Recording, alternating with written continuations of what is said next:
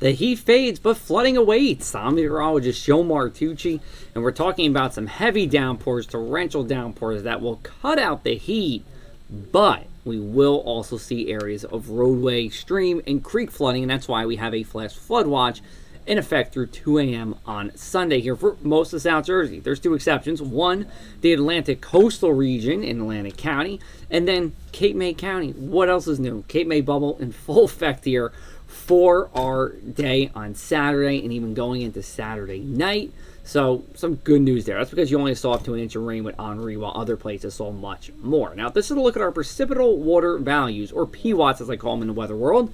Basically, what you're doing here is you're taking all of the moisture in a column of the atmosphere, wringing it out, and measuring it up. And this is what you get, well over 2.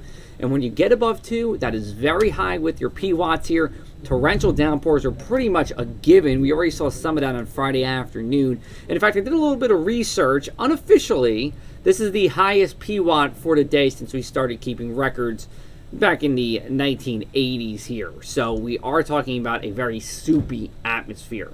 Taking a look at our setup for our Friday night, we have that cold front sagging in from the north here, and it's cutting through some really humid air. It's providing some lift as well, and that's why you're getting those showers and storms. Going into Saturday, low pressure now sits overhead, so that increases storm development, but you got that high pressure over there in Maine. It's bringing in that cooler ocean air, so we have the humidity, but we don't have the heat that we've had over the past couple of days. We are in our 5th heat wave of the year as we got above 90 at Atlantic City International Airport. But that will end as we go into Saturday and Sunday, back into the more seasonable low and mid 80s. Let's take a look at your forecast radar for your Friday night. Some showers and storms, especially in Cape May and Atlantic counties.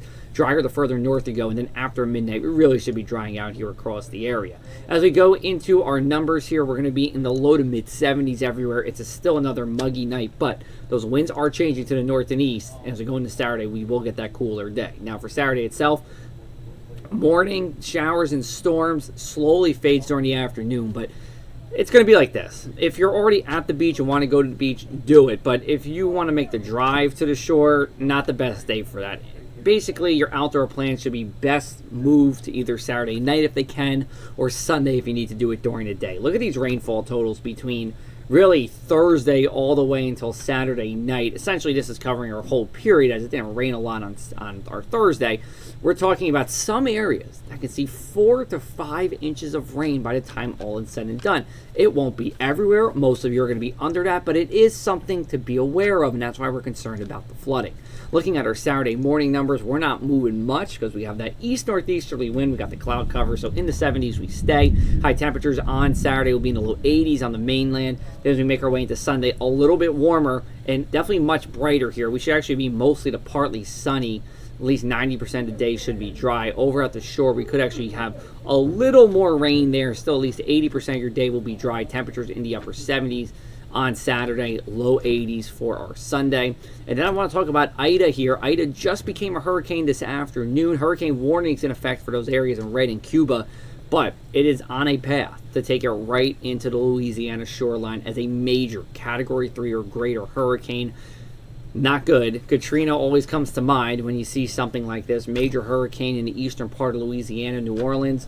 It could very well be on the eastern side of the storm. That's where you get the most tropical activity in terms of tornadoes, high winds, and sometimes even the rain. So thoughts and prayers out for them. It's going to be a rough weekend as that comes through sometime Sunday night into Monday. And then we look to get those remnants as we go late Tuesday into Wednesday here across the area. We could be talking about another episode of where some of you see 5 inches of rain as we wrap up the month of August. It has been a super wet month for parts of the area, especially in Ocean County. Here's a look at our mainland 7-day forecast. Monday and Tuesday, we'll see your afternoon pop-up showers and storms.